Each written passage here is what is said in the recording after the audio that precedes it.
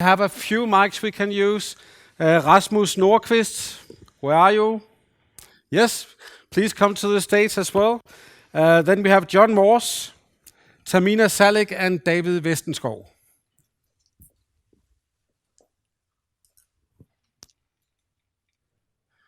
It's just to be arranged.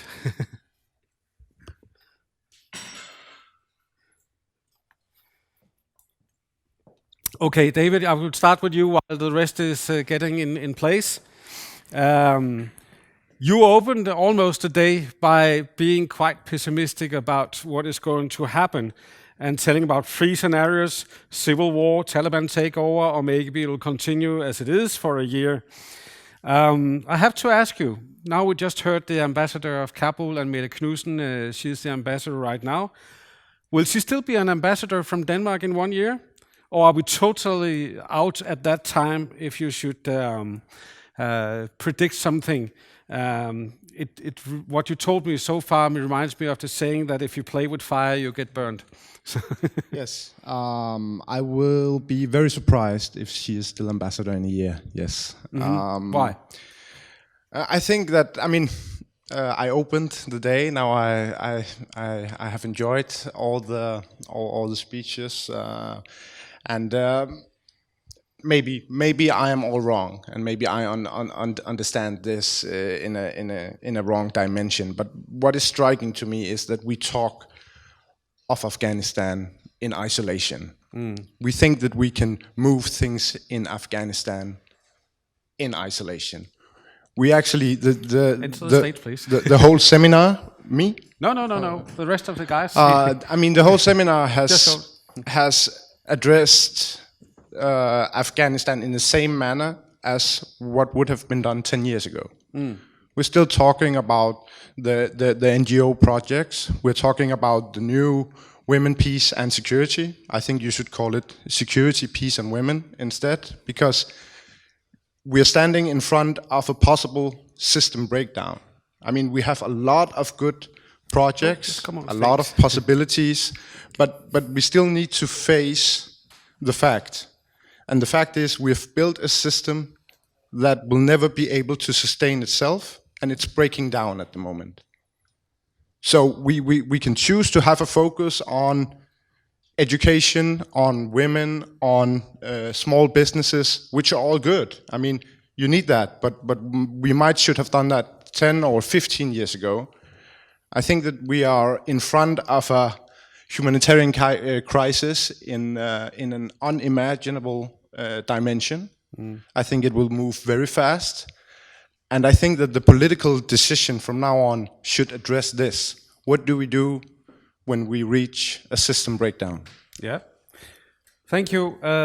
Eva Flyvholm, please enter the stage. Eva Flyvholm is from Enhedslisten, Rasmus Nordqvist from SF. And I have a question for the both of you, because you have supported the Social Democrats to form a government. We heard the minister today, they are planning to cut down expenses in Afghanistan. Are you going to support that as well? Who will start? You? Yeah. Well, I can at least say that we don't agree on this priority. I think it's a very unwise time to cut back. Instead, I think you need to invest more into development aid in Afghanistan. And I also just find it so striking at the same time. Just yesterday, both Rasmus and I we were into a meeting in the foreign policy, Udenrigspolitisk Nævn, in the foreign policy committee, and there they announced, that there will be further military investments in Afghanistan, also from the Danish government in the coming years, and I think this. There's definitely a balance that's not quite in order, I think, here in terms of what's being prioritized. So it's definitely something that we are bringing to the negotiations about the budget, that we don't agree on this and that we hope to have that filled up at least. I think it should be bigger, but at least hoping to. So it will be quite up. difficult negotiations in the coming months, I can imagine, to the fiscal act. Yes. I assume it will be. Yeah. Rasmus, the same question. What would you support? Should we make a... Well, I think you have an idea about it when you heard the minister talk just before. I mean, I don't agree whatsoever in cutting down on Afghanistan, whereas I'm actually sharing your pessimistic attitude to the situation.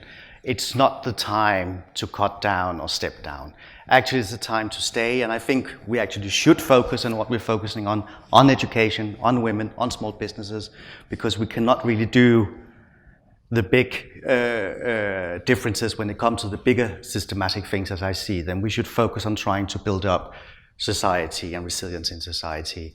It's going to be hard, and I share your pessimistic attitude. I don't know where we are in 1 year time, but beginning to cutting down now and stepping down from our presence in Afghanistan right now would be a big mistake. You have one comment, Ronald? Yeah, just if I may add a perspective, I think it's very good to have these debates here also because I still feel that in most of the political scene in Christiansborg or in Parliament at least, I still think that there's not quite at all, basically there's not at all an understanding of how serious the situation is in Afghanistan. I think that after most of the Danish soldiers went back, then there's been like a kind of laid back attitude, so I guess we've fixed something now, and just the awareness that how many civilians have lost their lives in the years after the war, that's never being discussed. We never have had a proper investigations of the experiences from the war and what's going on now, and I really think that that's still just both from a democratic and humanitarian perspective very, very necessary that we have that. It's really something that we lack in Denmark. I think that the debate in Denmark is just so much more narrow or not invested in discussing this theme in terms of what is being discussed in Norway or even Britain or so. I think it's quite different in Denmark. So I think in that way it's very welcome that so many of you also try now to contribute to this discussion, because just honestly it's not gonna happen from itself, from within. I mean, we try to raise the issues once in a while, but it's not a big thing. So please just keep pressuring. I think that's very important. We could probably discuss endlessly whether we should give more or less money to Afghanistan, but the important issue is also what we use it for. And John, DACAAR has also been challenged by the COVID-19, of course, and the efforts you make in Afghanistan to try to help people with that.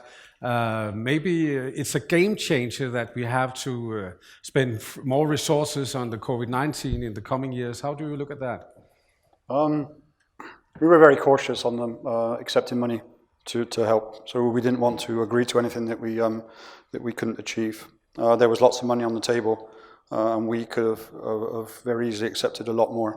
So again, we concentrated on quality and making sure that we didn't do no harm with our existing suppliers, and we didn't make our staff too vulnerable to make them susceptible as well. But can you still work simply?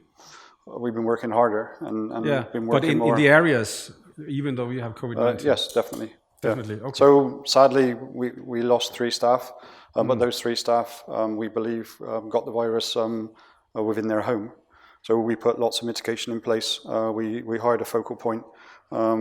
We reduced staff in the office. We were disinfecting loads of things. We were taking temperature. So we, as every other country in the world, as most organizations, we did mitigate against it just as we mitigate against insecurity. Yeah. We treated it as that. We got busier, and my Afghan colleagues stepped up, and we helped a lot of people. Do you think that the DACAAR simply will shift strategy due to COVID-19? Reduced its strategy? No. Change strategy to put more resources. Well, we were lucky enough that it comes under the kind of health umbrella, and it comes under the wash umbrella. I mean, there was a massive push just for soap and washing hands. So soap, hand washing, and putting hand wash stands all over the place was a very easy intervention that we could do very quickly. Within 2 or 3 weeks, thousands we put all over the place outside public areas and stuff. I think we proved that we are resourceful. We can hit the ground running, and if you do mitigate and work hard on that access, the same as we do in security, then we can carry on helping. Great. I will ask Tahmina one question, and if you have questions to the panel, be prepared. I will try to look both ways while I'm standing up here. But Tahmina, we have talked about women quite a few times today, but the million-dollar question is, if Taliban really take over, what can we do to help the women at that stage then? If Taliban take over? Can I have the mic? Oh yes, of course.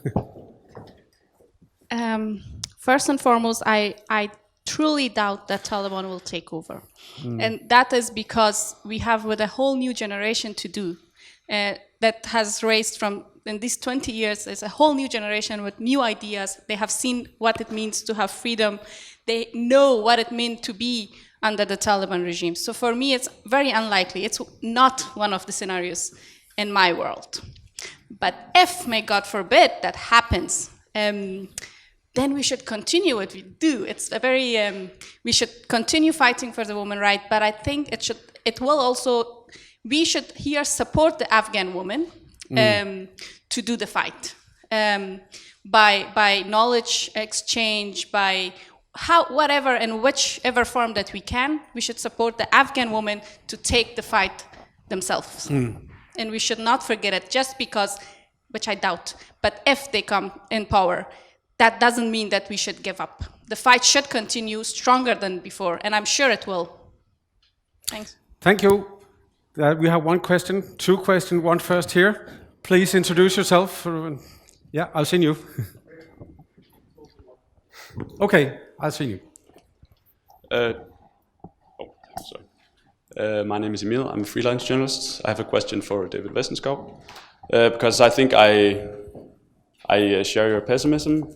Back in 2012, I served with the Danish military in Helmand, and I think since then I have kind of felt like how the American soldiers must have felt like up towards 1975, after when Vietnam was collapsing, because it's kind of the same.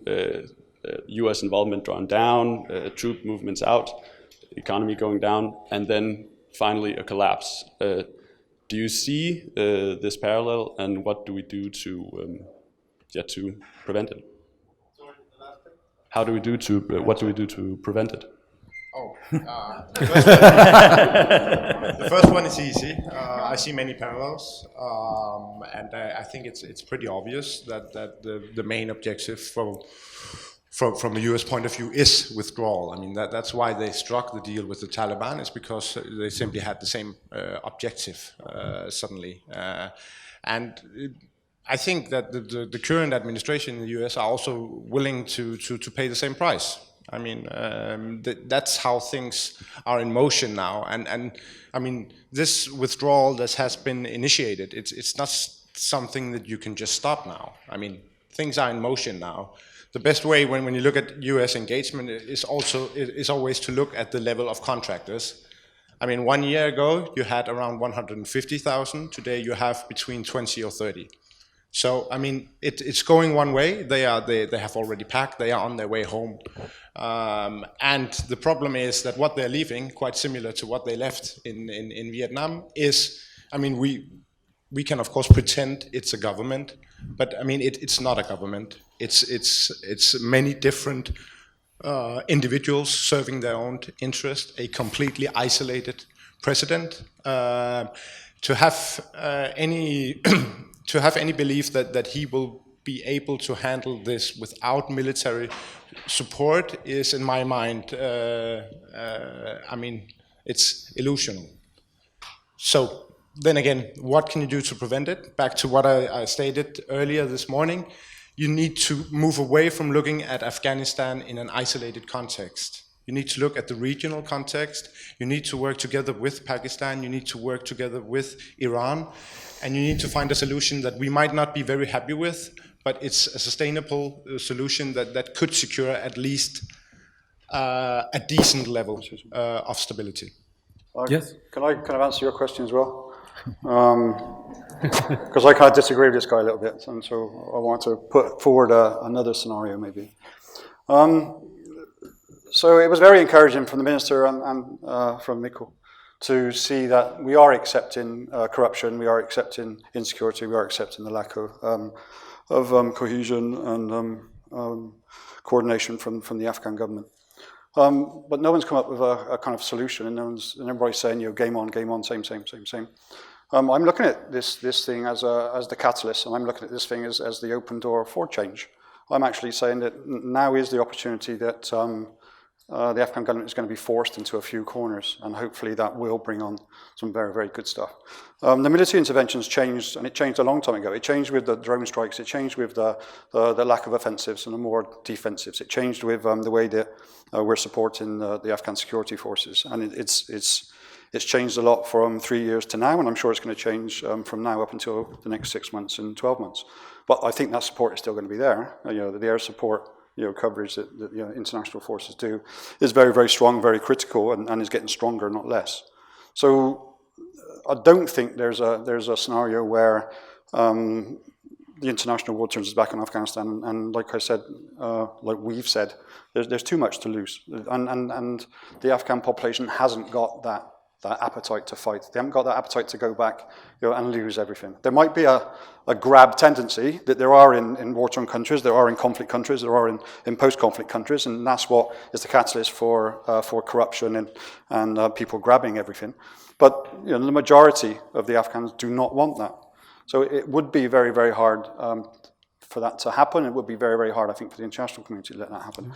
Please, let's see the door open. Let's see that for once, the solution might be to reduce funding, to concentrate on us maybe, to concentrate on civil society, to concentrate on the NGOs where we can be transparent, we can hit the most need.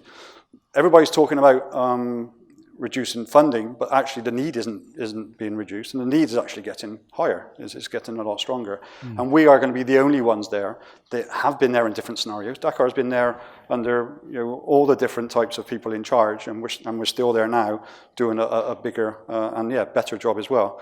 So please see the door open. Let's take 3 Rubik's cubes, they're all mushed up, and take one colour out of all 3, put it together, and let's at least have some starting blocks so that we don't turn our back and we do make sure we take advantage of this situation we're in right now. I'm seeing it as a good situation we're in right now. We can talk about the negative things, but we can talk about the positive things as well. If the funding does reduce and they concentrate on us, where the need is really high and they know that we are a lot more transparent than the others and we have access to the most needy, that would be a good thing. If they reduce the funding to the Afghan government and that reduces corruption and that makes a lot of these politicians disappear or even think about their priorities in life, that's a good thing. If the international forces actually evaluate on the interventions that they've done in the past and actually change that help, that is a good thing. If the Afghan forces actually are less crash and bang, which I mean, there's no offensives in Afghanistan right now. It's all defenses. The Taliban take over and surround Maimana, and then everybody gets worried. Everybody gets worried, and then the commandos come in under an international remit and then push the Taliban back. That scenario needs to break, and I think it is breaking because we are approaching this in a very different military way. Thank you, John. Time is running very fast, and I have 2 short questions. Please introduce you first, you. Yeah, in the back. And you come afterwards for a small one, then we have to close.